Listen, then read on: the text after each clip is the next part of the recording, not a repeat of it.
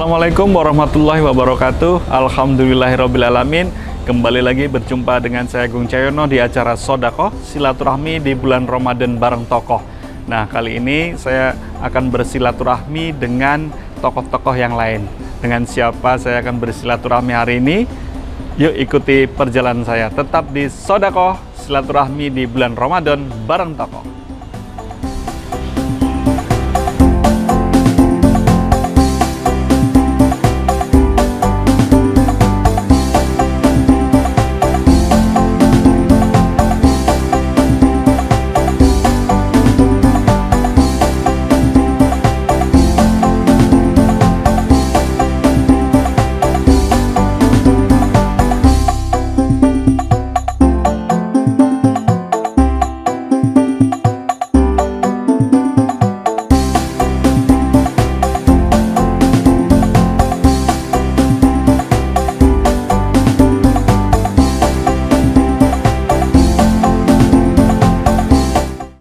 Assalamualaikum warahmatullahi wabarakatuh. Waalaikumsalam. Alhamdulillahirrabbilalamin.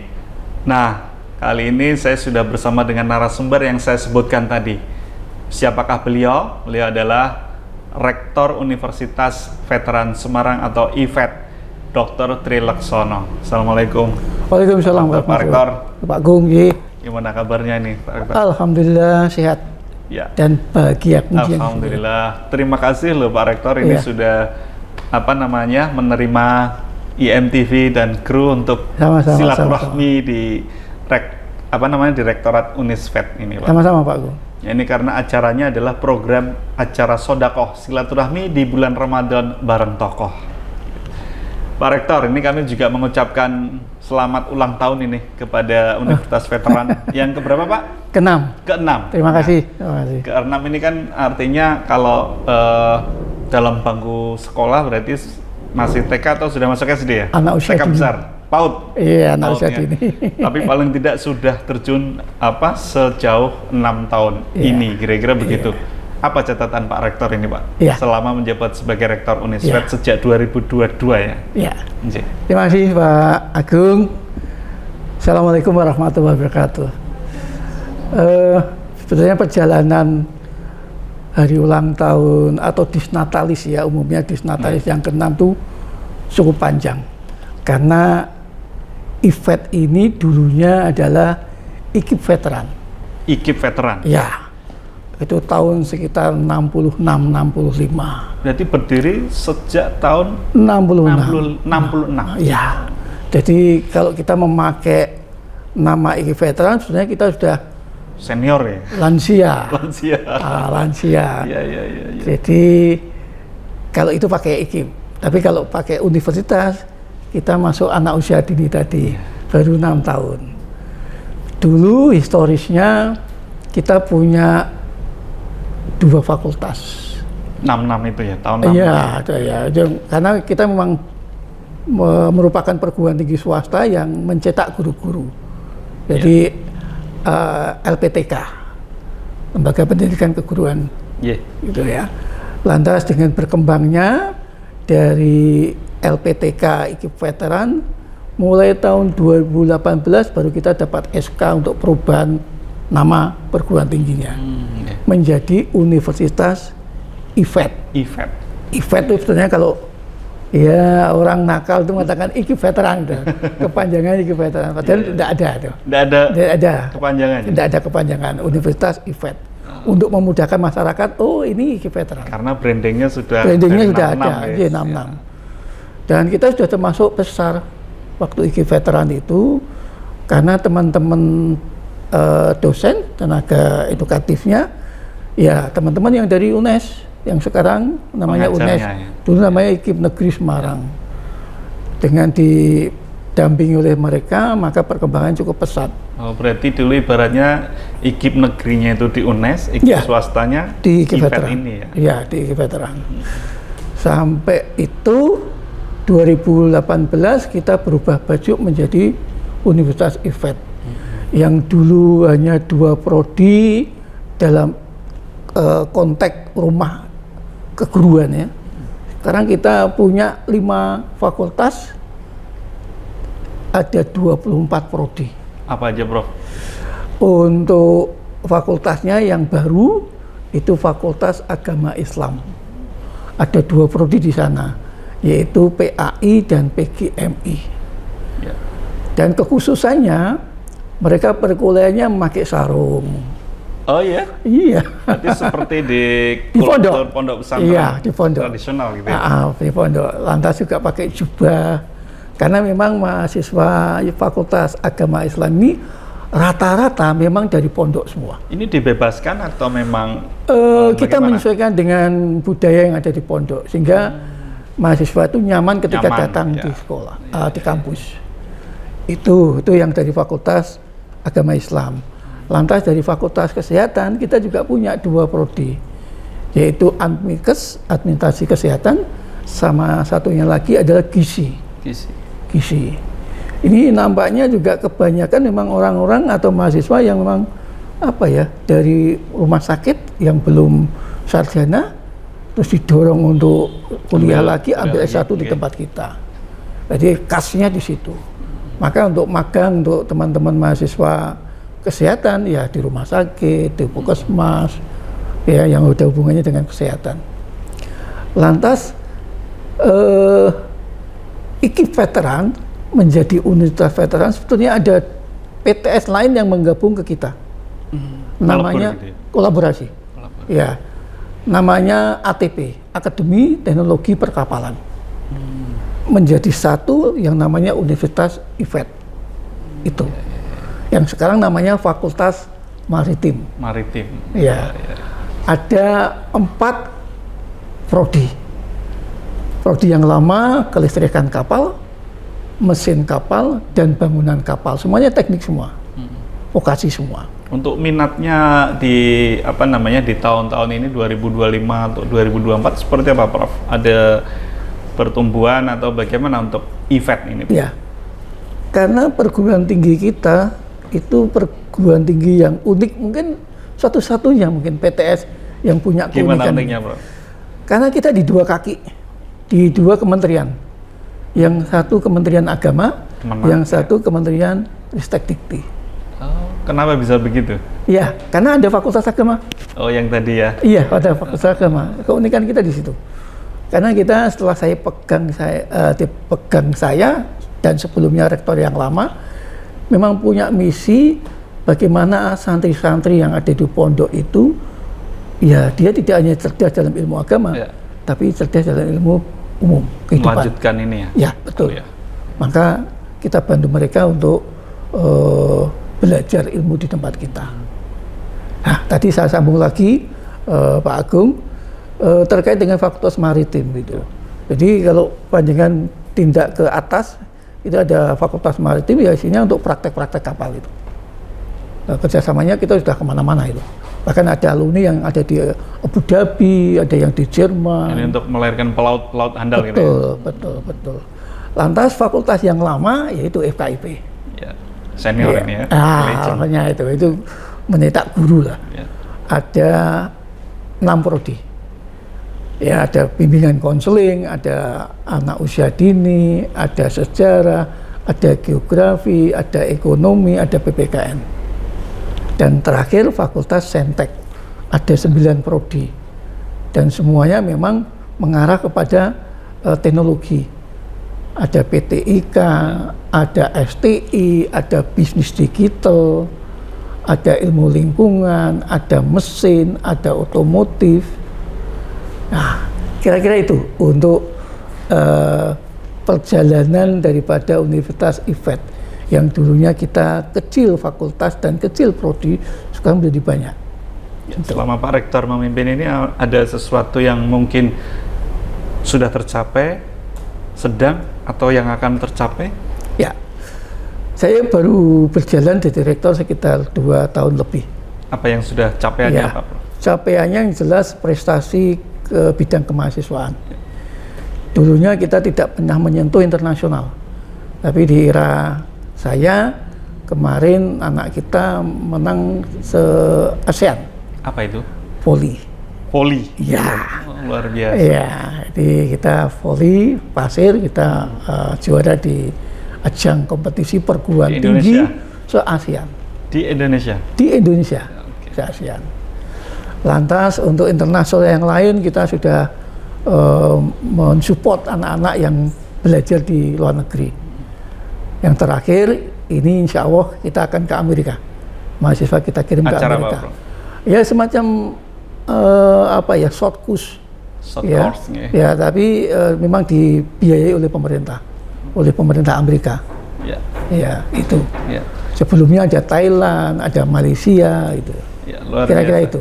Ada ini ya, pertumbuhan-pertumbuhan yang dicapai oleh Ya, IFET. ya, ya. Nah, saya ingin mengulik lagi terkait dengan apa yang mungkin ke depan menjadi mimpi seorang Dr. Trilaksono untuk membesarkan IFET. Mungkin bisa apa ya? Mungkin tidak di eranya atau mungkin saat ini yang Ya. mimpi yang kira-kira belum tercapai apa, Pak Rektor?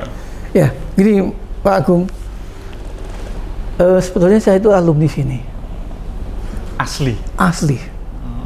Saya alumni tahun 84. Berarti ibarat kata sudah tahu apa ya, jobon jerone kalau orang Jawa. Iya, betul, betul. Luar dalamnya sudah Iya, betul. hafal gitu. Jadi pada waktu saya kuliah pertama di sini, saya punya harapan bagaimana bisa memberikan kontribusi ke kampus. Ya. Memang sebelumnya saya di beberapa perguruan tinggi Di mana, Prof? swasta. Sudah pernah di mana aja? Sebelum UGRI, di IFET? di PGRI ya. PGRI dulu ya? PGRI 6 tahun lah. Lantas di UIN Wali Songo dulu, IAIN Wali Songo. Iya. Ya, lantas terakhir di sini. Ya. Juga ada kegiatan di UT, Universitas Terbuka. Ya. Jadi itu, jadi saya pengen bagaimana membangun perguruan tinggi swasta yang sehat. Sehat bisa didefinisikan seperti Ya, apa, Pak Rektor? sehat itu sehat dalam prestasi, berkompetisi dengan negeri tentunya, dan dengan swasta teman kita sendiri. Lantas sehat secara apa ya, finansial, ya. Lantas sehat secara prestasi. Kita nggak ketinggalan dengan teman-teman yang ada di negeri, yang ada di swasta. Nah, perjalanan itu dulu waktu S1 namanya PPB, Psikologi Pendidikan dan Bimbingan. Jadi saya memang basicnya psikologi. S2-nya juga bimbingan konseling, S3-nya juga bimbingan konseling, lantas juga saya profesi. Jadi kalau Pak Agung ke rumah ya saya buka praktek untuk konsultan. Bahaya ini ketahuan.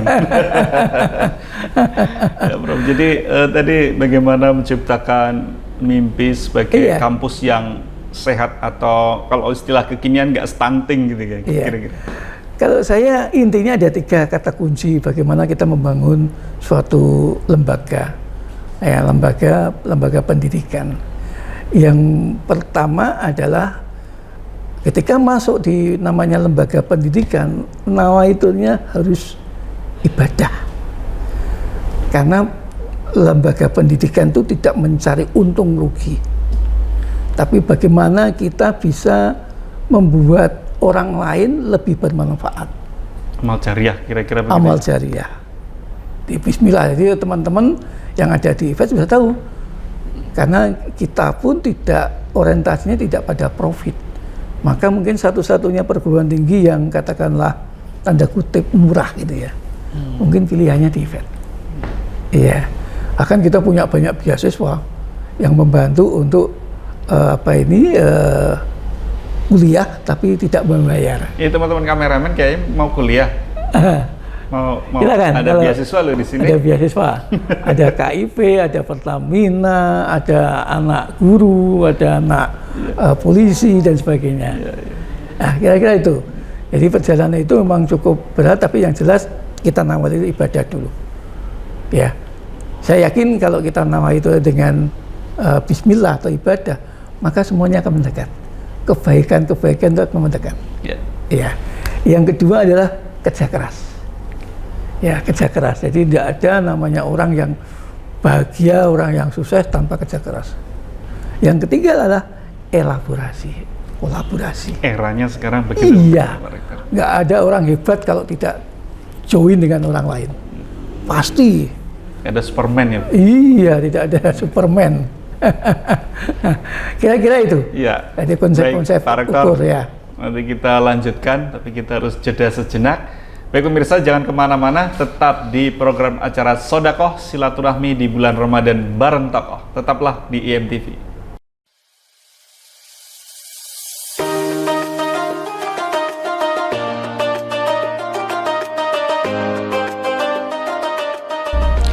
Assalamualaikum warahmatullahi wabarakatuh.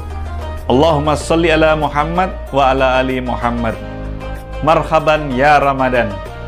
Puasa mengajarkan kita untuk sabar, ikhlas, dan takwa. Mari kita sambut Ramadan dan mengisinya dengan amal kebaikan.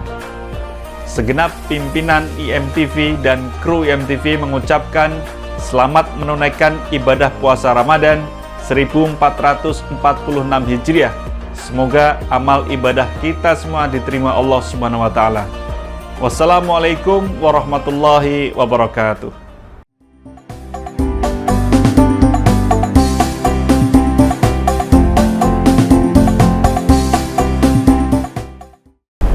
Ya pemirsa, masih di program acara Sodakoh Silaturahmi di bulan Ramadan bareng tokoh.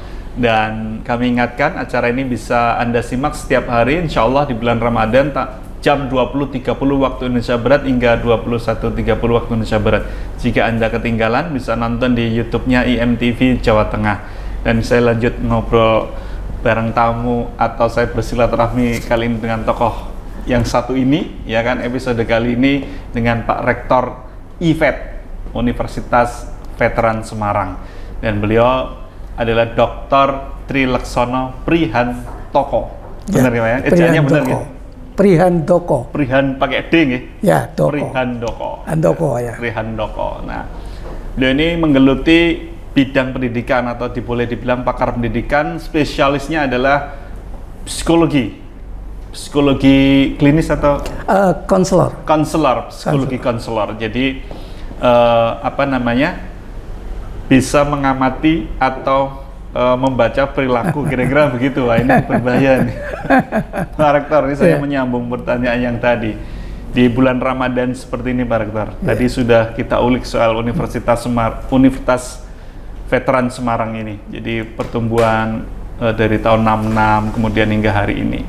Kalau Pak Rektor sendiri, Pak Dr. Trilaksono ini, kalau cita-citanya dulu memang arahnya ke bidang pendidikan, ke dokter, profesor gitu, atau mungkin ada cita-cita seperti anak-anak pada umumnya, jadi dokter, tentara gitu? Iya, betul. Yang disampaikan Pak Agung. Jadi dulu tuh saya cita-citanya dokter. Dokter? Ya. Menyembuhkan orang? Ya, membantu orang. Membantu orang, ya. Nah, kenapa? Karena saya terobsesi dengan profesi dokter, itu yang pertama. Yang kedua, basic waktu di SMA saya IPA. Ya, ini nanti saya ceritakan kenapa banyak terjadi pelanggaran-pelanggaran yang ada di pendidikan. Ya, saya dengan modal IPA ini harapannya saya bisa masuk ke jurusan atau prodi kedokteran. 1 kali, 2 kali nggak diterima. Lantas saya mulai berpikir ini saya geser ke psikologi, ya, psikologi pendidikan. Akhirnya saya ambil yang psikologi pendidikan dan bimbingan, yang sekarang namanya bimbingan dan konseling. PK. Oh, ya, itu, PK. Ya, saya ambil di sana, saya mendalami, dan kebetulan saya pernah menjabat sebagai sekjen pengurus besar Asosiasi Bimbingan dan Konseling Indonesia. Sekarang ini saya menjabat sebagai ketua pengurus daerah APKIN Jawa Tengah. APKIN? Asosiasi Bimbingan Konseling Indonesia Provinsi Jawa Tengah. Berarti untuk semua pendidik ya, yang berkaitan dengan guru praktisi PK, maupun guru akademisi, PK. Ya. Maka saya sangat dekat sekali dengan teman-teman guru BK, dengan dosen-dosen BK, dengan mahasiswa BK, termasuk anak-anak sekolah. Ya, memang saya lebih enjoy ketika berada di lingkungan yang sifatnya sosial. Saya juga wakil ketua IKI. Apa itu? Pak Rektor? IKI itu Ikatan Konselor Indonesia. Ikatan Konselor Ya, Indonesia. pengurus pusat yang ada di Jakarta. Lantas saya juga wakil ketua IPKIN. IPKIN. Ya, IPKIN double I. Ikatan Instrumentasi Bimbingan Konseling Indonesia. Ya. Kantor pusatnya ada di Malang. Saya wakilnya. Ya. Ya. Pak Rektor, kalau jenengan tadi bicara soal bimbingan konseling, Ya. ini kalau di benak kita, benak teman-teman kameramen yang masih muda ini, kalau wah ada BK, seolah-olah Ketakutan. anak nakal gitu ya Iya. kira-kira. Nah sebenarnya bimbingan konseling atau konselor ini seperti apa sih Iya. Pak Rektor untuk apa namanya ya, fungsi atau penting perannya Iya. di dunia pendidikan? Sebetulnya menurut undang-undang yang ada, undang-undang pendidikan itu posisi dari bimbingan dan konseling merupakan bagian dari pendidikan. Berarti kalau tidak ada BK-nya, yaitu pendidikan itu tidak akan jalan. Karena ada 3 komponen, yaitu leader kepala sekolah, di dalamnya ada guru, ya. Lantas yang berikutnya ada komponen mapel, ya, mata pelajaran yang diampu oleh guru mapel. Dan yang ketiga ini harus ada bimbingan dan konseling, atau dulu namanya BP. Tempat curhat. Iya. Salah satunya ya? Iya, salah satunya tempat curhat, tapi sebetulnya enggak. Enggak ya? Karena ranah bimbingan dan konseling itu bukan untuk anak-anak yang Nakal. bermasalah Iya. atau anak nakal. Iya. Tapi anak-anak yang berprestasi, tapi dia tidak tahu kemampuannya kayak apa. Nah ini yang Diarahkan. kadang-kadang ya salah kedua atau budaya pemerintah, baik itu kota maupun kabupaten, itu menempatkan orang-orang yang katakanlah maaf, dia sudah jamnya sudah penuh gitu, itu masih ditambah dengan pekerjaan yang ada di BK, padahal dia bukan lulusan dari bimbingan dan konseling atau Kan psikologi. spesialisasi. Iya, ya biasanya kepala sekolah itu kalau sudah purna dia kepengen di BK, ya kepengennya di BK. Karena mungkin lebih santai, padahal bukan. Jadi kalau karakter BK itu tiada hari tanpa konseling. Jadi pekerjaannya full mestinya. Kalau ada guru BK yang nganggur, itu pasti salah. Berarti ini tadi saya menangkap peran penting dari konselor, atau kalau di sekolah itu guru BP atau BK ya, Prof, untuk anak didik. Supaya ini bisa diarahkan, tidak sekedar untuk menjewer dalam tanda petik, ngasih apa tahu atau dinasehatin kalau nakal gitu.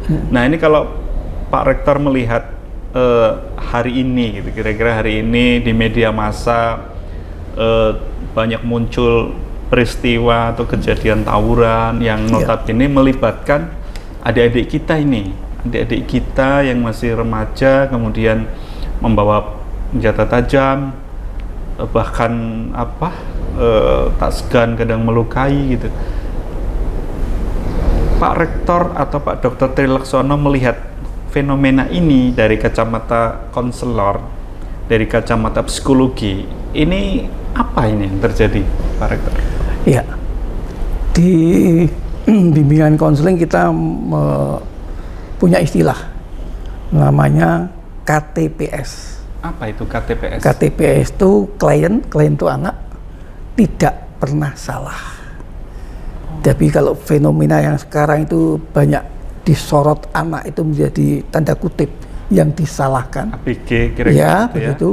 Sebetulnya kalau kita lebih dalam lagi, sebetulnya yang salah adalah orang yang terdekat. Bisa Orang tua dan jelaskan, Prof. Gimana? Ya. Kenapa bisa begitu?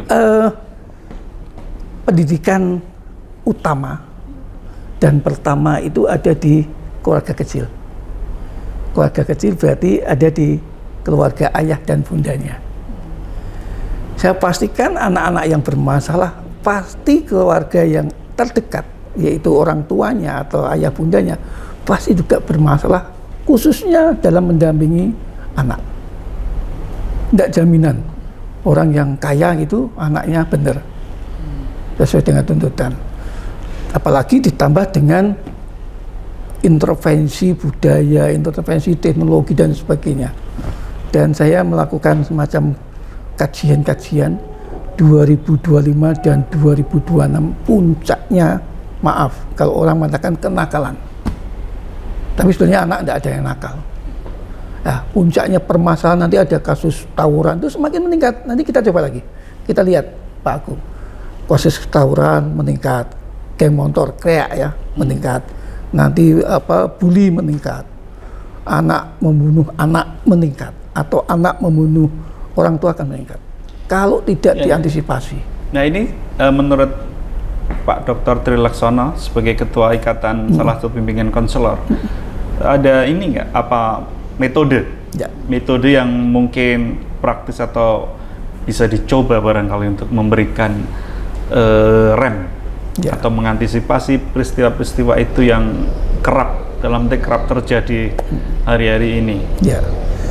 Ya salah satunya. Apakah ini Pak Rektor? Apakah perlu sekolah ini juga memberikan substansi pengajaran lebih lagi karena dianggap dalam tanda petik substansi untuk ke arah perilaku masih kurang atau bagaimana melihatnya Pak Rektor? Benar Pak Agung. Jadi ranah pendidikan itu kan sebenarnya ada 3: kognitif, afektif, psikomotorik. Nah, nampaknya pemerintah ini masih terkesima dengan kognitif, dengan kecerdasan, angka.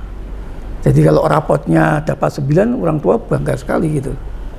Tapi afektifnya lupa, perilakunya lupa. Ya, maka saya bersyukur Pak Agung dengan pemikiran Prof. Mukti, Pak Menteri Pendidikan Dasar dan Menengah, mengembalikan posisi bimbingan konseling ke posisi yang sebenarnya. Maaf dulu waktu Mas Menteri nampaknya itu dikesampingkan, tapi sebetulnya enggak, hanya dikesampingkan saja, tidak dihilangkan. Tapi eranya ini dikembalikan lagi ke tempat sebagaimana mestinya. PR-nya cukup besar. Iya, kekurangan guru BK itu ribuan. Karena satu sekolahan itu, satu guru BK itu berbanding 150. Idealnya? Idealnya 150. Jadi kalau itu lebih, maka harus ada penambahan personil daripada bimbingan dan konselingnya. Dan ini nampaknya tidak ditepati oleh pemerintah. Undang-undangnya sudah jelas, permennya sudah jelas, PP-nya sudah jelas. Nah ini yang membuat pendidikan karakter mulai terkikis pelan-pelan. Ya, alhamdulillah nih, terima kasih pada pemerintah sekarang terkait dengan memperhatikan perilaku atau karakter bahasanya. Karena karakter itu memang dibangun sejak usia dini. Sejak manusia lahir, pendidikan karakter sudah melekat di sana. Walaupun dia tidak bisa bicara, tapi dia bisa melihat orang tuanya bagaimana, dia bisa mendengar apa yang diucapkan orang tuanya. Ya, sejak itu perlu ada pembekalan-pembekalan untuk orang tua. Orientasinya kan sekolah sekarang, pendidikan sekolah, padahal pendidikan keluarga itu penting. Nah, kalau ini, Pak Rektor barangkali ada pernah menangani konselor, ambil aja 1 atau 2 case gitu, mungkin bisa di-sharing ke pemirsa, yang mungkin menurut Pak Rektor itu memorable gitu, sangat berkesan menurut Pak Rektor. Apa gitu kira-kira yang pernah ditangani?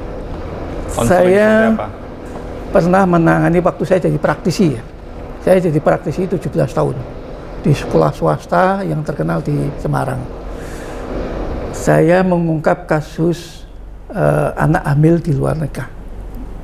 Ya, pada waktu itu orang tuanya nggak terima, lantas saya selaku guru BK disalahkan dengan tindakan-tindakan apa yang kita lakukan. Pada ini norma etik daripada seorang konselor ya kita pegang tetap itu. Jadi ada sebuah siswa yang melakukan tindak asusila dengan gurunya, dan itu menjadi suatu kebiasaan. Ya, akhirnya bisa kita bongkar melalui informasi dari orang lain. Setelah kita bongkar jadi besar. Orang tua yang pertama malu karena sudah diungkap, padahal kita nggak maksud mengungkap. Ya, karena ada laporan maka kita telusuri, ternyata ada guru, ada siswa yang menjadi korban. Gurunya akhirnya dipindahkan dan tidak di-job, siswanya dikeluarkan. Nah, saya selaku guru membantu siswa ini untuk tidak dikeluarkan. Supaya bisa bangkit kembali. Iya, bangkit kembali. Dan siswa alhamdulillah SD, SMP, SMA? SMP. SMP.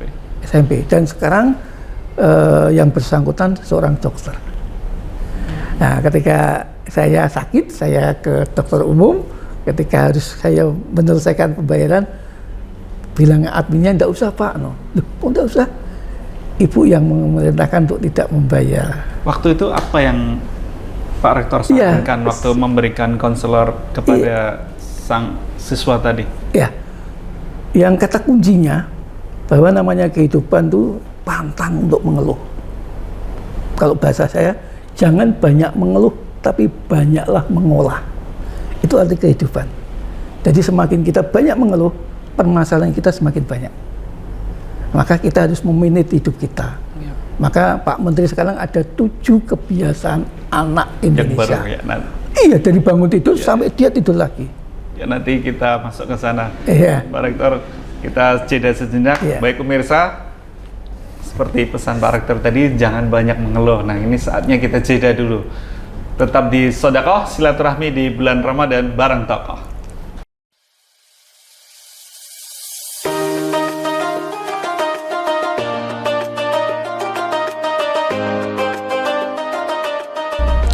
Assalamualaikum warahmatullahi wabarakatuh.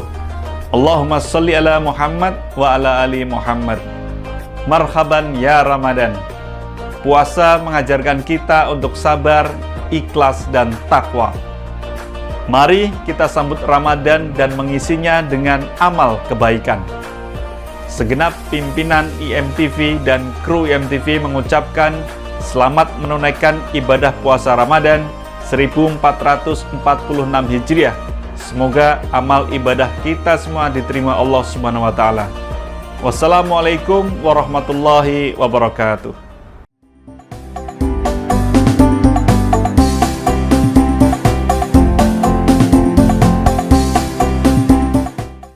Ya, alhamdulillah pemirsa, kembali lagi di acara Sodakoh Silaturahmi di bulan Ramadan bareng Tokoh. Masih bersama saya Dr. Tri Laksono, Rektor Universitas Veteran Semarang IVET.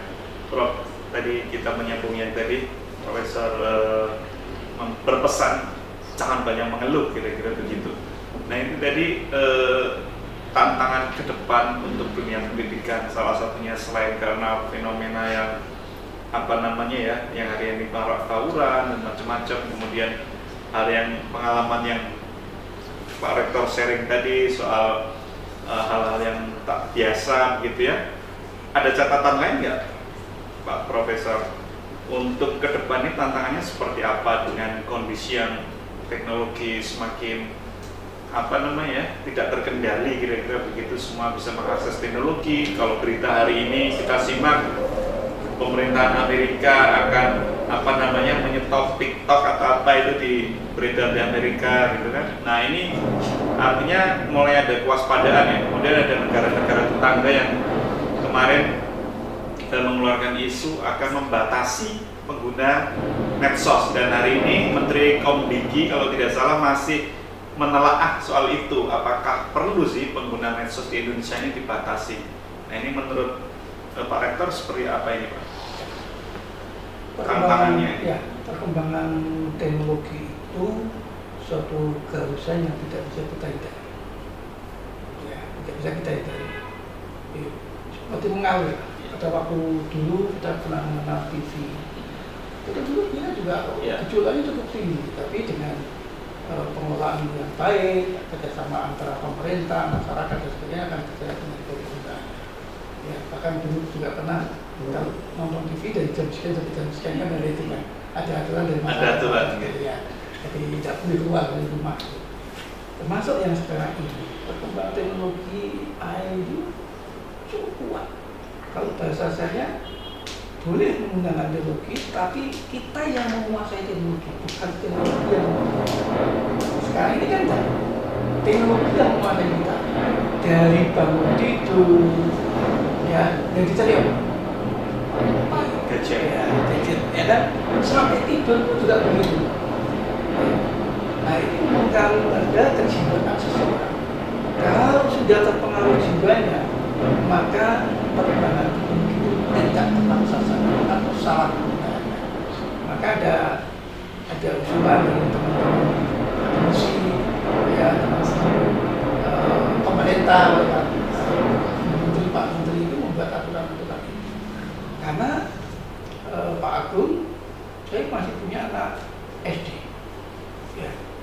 hari-hari tertentu wajib memulai. Ya, ketika kita membatasi nggak bisa karena tuntutan sekolah. Yang mau nggak mau harus kita penuhi. Tapi sebetulnya bisa kita setting. Jadi penggunaannya misalkan dia memakai jam berapa sampai jam berapa kita tekan. Mereka bisa menggunakan. Tapi setelah itu mati. Sebenarnya anak saya sendiri itu saya manage untuk waktunya. Jadi penggunaannya hanya hari tertentu, khususnya hari Sabtu dan Minggu. Setelah itu tidak bisa. Ini memang teknologi harus dimanfaatkan secara positif. Betul. Nah, khususnya di bulan Ramadan ini, Pak Rektor tadi juga sudah ada pesan dari Pak Rektor, jangan mengeluh juga, kemudian juga beradaptasi dengan teknologi. Jika dikaitkan dengan Ramadan yang kita jalani hari ini, Pak Rektor, itu kira-kira nilai-nilai apa sih Pak Rektor? Nilai-nilai jangan mengeluh, kemudian menjalani Ramadan kali ini seperti apa kalau Pak Rektor memetik hikmah-hikmah dari yang pernah dijalani Pak Rektor? Saya kecil dari orang yang tak mampu. Ya.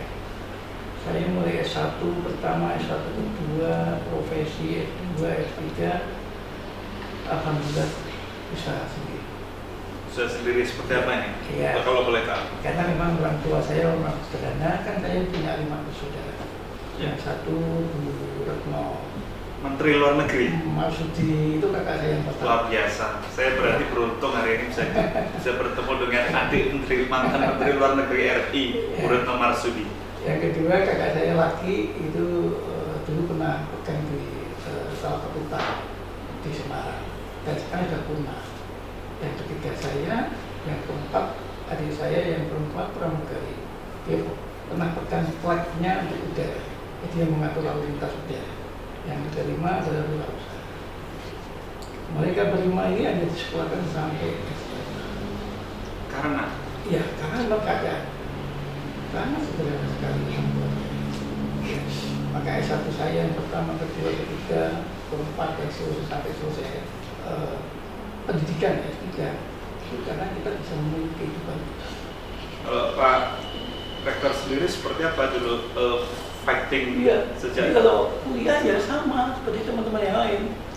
Ya, namanya di PKB sekolah dulu. Namanya sertifikat. Mengalami itu ya?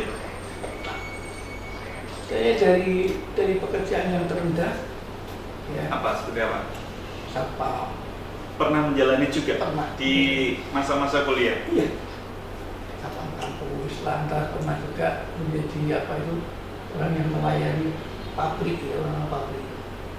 Jadi saya tukang menyerahkan dan menyampaikan kepada pegawai pabrik. Jadi kalau nggak benar ya itu ditumpahkan sama pegawai pabrik. Kekerasan semacam itu. Pernah jadi sales yang keliling kemana-mana itu. Pernah menjadi perpustakaan dan seterusnya. Jadi memang saya prestasi yang sekarang ini merupakan perjalanan dari kehidupan saya dari bawah. Jadi dari Satpam itu bekerja untuk membiayai kuliah? Ya teman-teman yang lain ini enak-enak itu ya, atau santai-santai, saya pulang kuliah ya, harus ke pabrik, harus membantu Satpam datang malam kampus. Ya Satpam sini kampus ini, ada di Satpam. Berapa lama? Ya selama saya kuliah 4 tahun. Ya 2, 3, 4 tahun. Ya. Maka teman-teman di sini sangat akrab ya. Apa dalam benak Pak Rektor dulu di Satpam? Ya, dalam kondisi seperti itu gimana? Apa yang dalam benak Pak Rektor? Mungkin yang bisa ditularkan teman-teman. Iya, kalau dalam benak saya namanya kehidupan harus berproses. Kalau kita ingin, maaf ya, bahasa agamanya ya, ridho, diridhoi. Orang yang mensyukuri pekerjaan yang serendah-rendahnya pasti akan dikembalikan ke pekerjaan yang top atau yang paling tinggi. Saya sudah merasakan seperti itu. Saya waktu di praktisi pernah menjadi 17 tahun wakil kepala sekolah Di Semarang? Di Semarang. Ketika saya di perguruan tinggi, bukan dari bawah, sekretaris prodi, kapoldi, kaulab, di fakultas, di senat, lantas WR3, ini yang agak lama WR3. pakai retorika dan sekarang menjadi pimpinan yang ada. Jadi lalui, syukuri, ya bahasa anak muda, nikmati. Enjoy bro. Enjoy bro. Nah itu Pak Agung, jadi pantang menyerah, kerja keras. Ya, karena orang tua saya hanya memberikan kamu sampai dengan sekolah menengah atas. Kalau ingin maka kamu harus bisa memiliki Biaya sendiri, ya, mandiri. dengan kerja keras dan tanda kutip tadi atau jujur. Ini pesan jujur. Jujur. Oh, iya. Kerja keras dapat, jujur didapatkan, insya Allah karya akan naik. Karakter kalau dalam nilai-nilai keluarga, ini kan ada kakak yang sekarang beberapa waktu lalu juga jadi Menteri Luar Negeri, mantan Menteri Luar Negeri di eranya Pak Jokowi. Ya, coba itu. 2 periode, 10 tahun. Sekarang ada utusan Oke, PBB. utusan PBB saya juga turut bangga. Kakak kelas saya di SMA 3 Oh, Semarang. Masya Allah, Masya Allah. Masya Allah. Nah ini nilai-nilai, mumpung nggak ketemu kakaknya nggak apa-apa deh, ketemu adiknya. Nilai-nilai yang ditanamkan di keluarga itu seperti apa sebenarnya Pak Rektor? Apakah memang budayanya akademis atau berbeda sama sekali orang tua dan kakak-kakaknya Pak Rektor atau bagaimana? Ya, pola edukasi daripada orang tua saya tadi saya sampaikan ya kerja keras. Kalau kamu ingin bahagia, ingin baik, maka kerja keras. Ya, jadi sekolah tidak untuk main-main, tapi sekolah yang untuk belajar. Jadi historisnya tidak ada satu putra putri ibu saya yang tidak naik kelas. Ya, termasuk saya. Jadi lancar semua. Yang kedua tadi jujur. Jujur. Yang kedua prihatin. Prihatinnya seperti apa? Bisa di Saya- ada kisah yang mungkin bisa. Saya bersama dengan Ya. kakak yang pertama. Beretno. Ya, kakak yang pertama Beretno. Ya, Senin Kamis insya Allah. Insya Allah, Mas. Ya, sampai sekarang berapa nggak begitu. Tapi saya mulai berhenti 8 bulan yang lalu. Kenapa? Karena nampaknya dia kena IPA. Ada Ya, fisiknya. ada pengobatan selama 6 bulan, baru nanti pulih puasa. Jadi masih proses pengobatan. Berarti katakanlah tirakat atau riadohnya Iya. Pak Rektor, Iya. Senin Kamis itu yang menjalani Senin. spiritual itu nilai-nilai yang ditanamkan di keluarga atau Kita mulai keluarga. Jadi salah satu strategi daripada keluarga itu yang sama saya dengan kakak yang pertama sama. Prihatinnya kuat. Sampai sekarang saya tidak pernah tidur di atas. Saya tidak cerita. oh iya Iya, saya tidurnya di bawah. ada hal-hal khusus yang Ya membuat banyak lah seperti itu. kalau kita tidur di bawah. Apa satu Salah aja? satunya kalau kita tarik ke situ. Nggak takut masuk angin tuh? Sementara ini malah sehat. Malas ya? Ya. Gimana? Jadi kita bisa merasakan ketika ada di bawah. Yang kedua kalau ilmu-ilmu yang lain katakanlah ilmu paranormal itu, Jawa. Jawa itu Tradition kalau di culture. Jawa ketika ya nggak kena. Ya. Ada Tapi yang nilai-nilai. jelas ya saya merasakan kalau di bawah itu saya merasakan orang yang segar. Ya Rasulullah itu tidurnya di atas pelepah kurma di bawah juga ya? Iya betul. Betul. Jadi salah satu yang paham dengan kisah-kisah Rasulullah. Apa yang membekas di Ya, ada Pak Rektor apa iya. kira-kira? Karakter Rasulullah yang pertama tadi ya, dia tidak pernah menunjukkan kekayaannya, kepintarannya, dia selalu di bawah. Termasuk dia tidur pun dia tidur di bawah. Yang kedua dia selalu berbuat baik. Kalau bahasa pendidikan, bahasa yang saya Akademisi, tadi, ya jadi kalau namanya pendidikan itu memanusiakan manusia. Jadi kalau sudah karakter manusia itu memanusiakan manusia, maka namanya manusia yang ada di dunia ini pasti semuanya bahagia. Tidak ada yang tidak bahagia karena merasa dihargai, merasa dihormati, merupakan bagian daripada orang lain dan sebagainya. Ini karakter Rasulullah, suka memberi sesuatu pada orang lain. Dan yang ketiga, memudahkan urusan orang lain. Berarti tidak Kenapa kalau bisa dipersulit? Iya. Dibuat mudah, nggak gitu ya, Bro? Betul, ya, nggak ada gitu.